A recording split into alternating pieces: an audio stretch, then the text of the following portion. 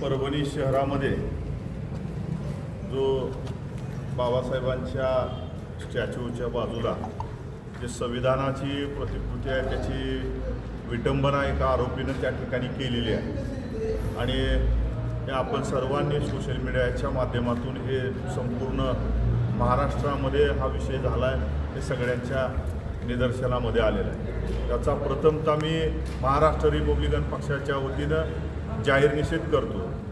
आज या ठिकाणी आम्ही इंदापूर तहसील कचेरी या ठिकाणी तहसीलदार साहेबांना त्या आरोपीवर कडक कारवाई करण्यात यावी, त्या आरोपीवर देशद्रोहाचा गुन्हा दाखल करण्यात यावा आणि या आरोपीच्या पाठीमागं कोणी आहे का हे शोधणं गरजेचं आहे आणि म्हणून खऱ्या अर्थानं आज या ठिकाणी जाहीर निषेध करण्यासाठी म्हणून आज महाराष्ट्र रिपब्लिकन पक्ष इंदापूर तालुक्याच्या वतीनं हा निषेध या ठिकाणी आयोजित करण्यात आलेला आहे आणि म्हणून सगळेजण या ठिकाणी महाराष्ट्र रिपब्लिकन पक्षाचे पदाधिकारी हे या ठिकाणी उपस्थित आहेत। खरं तर आपण हे बघतो की नेहमीच की कुठं ना कुठं काही काळ गेला की डॉक्टर बाबासाहेबांच्या आंबेडकरांच्या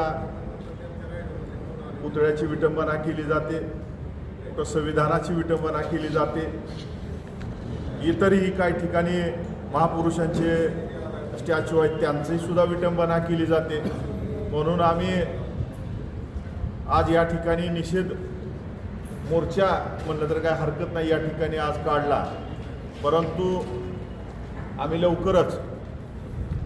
या महाराष्ट्राचे मुख्यमंत्री देवेंद्र फडणवीस साहेब असतील, उपमुख्यमंत्री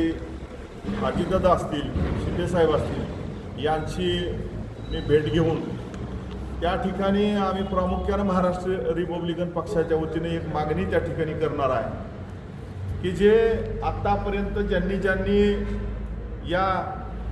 महापुरुषांच्या पुतळ्यांच्या विटंबना केलेल्या आहेत, कालांतराने तो मनोरुग्ण आहे किंवा माथेफिरू आहे अशा पद्धतीची स्टेटमेंट आपल्याला ऐकायला मिळतात। म्हणून आता आमची प्रामुख्याने ही मागणी आहे की तो माथेफिरू असू किंवा तो मनोरुग्ण असू, जो कोणी या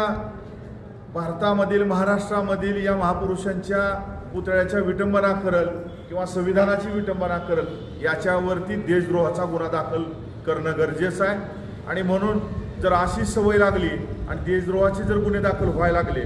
तर भविष्यामध्ये एकाही महापुरुषाच्या पुतळ्याची विटंबना होणार नाही, संविधानाची सुद्धा विटंबना होणार नाही। म्हणून सरकारनं आता त्या ठिकाणी कठोर पावलं उचलणं आवश्यक आहे। आम्ही मीडियाच्या माध्यमातून पाहिलं की मुख्यमंत्र्यांनी सुद्धा त्याच्यामध्ये स्टेटमेंट दिलेलं आहे की त्या आरोपीला अटक करण्यात आलेली आहे। ठीक आहे, आरोपीला अटक झाली, त्याच्यावरती कारवाई होईल, परंतु हे करणारा ह्याचे काही एकटा दुकटा नसतो। एवढं मोठं धाडस करत असताना ह्याच्या पाठीमागं कुठली शक्ती आहे का, ह्याच्या मागं कोणी त्याला हे करायला लावलंय का, हे शोधणं सुद्धा तितकंच महत्त्वाचं आहे। म्हणून याच्यामध्ये सरकारने एक समिती नेमली पाहिजे आणि त्याच्या माध्यमातून याच्या मागं कोण आहे का हे शोधणं आवश्यक आहे, म्हणजे भविष्य काळामध्ये अशा घटना घडणार नाहीत। आणि म्हणून या अशा आरोपींवरती खरं तर हे जे लोक असतात की जे महापुरुषांच्या पुतळ्याची विटंबना असेल किंवा संविधानाची विटंबना असेल, या करणाऱ्यांना आरोपींना खरोखर आपल्या सगळ्यांना माहीत आहे की कुठलं जात धर्म पंथ नसतो, परंतु या अशा लोकांच्या पाठीमागून कोणीतरी निश्चितपणे असतं, त्याशिवाय हे धाडस ते करू शकत नाहीत। म्हणून त्याच्या पाठीशी कोण आहे हे शोधणं गरजेचं आहे। ते मनोरुग्ण असू द्या नाहीतर तो माथेफिरू असू द्या, परंतु त्याच्यावरती देशद्रोहाचा गुन्हा दाखल झाला पाहिजे ही आमची प्रामुख्याने या ठिकाणी मागणी आहे। आणि म्हणून आज आम्ही या ठिकाणी तहसीलदार साहेबांना त्या आशयाचं पत्र या ठिकाणी आज आम्ही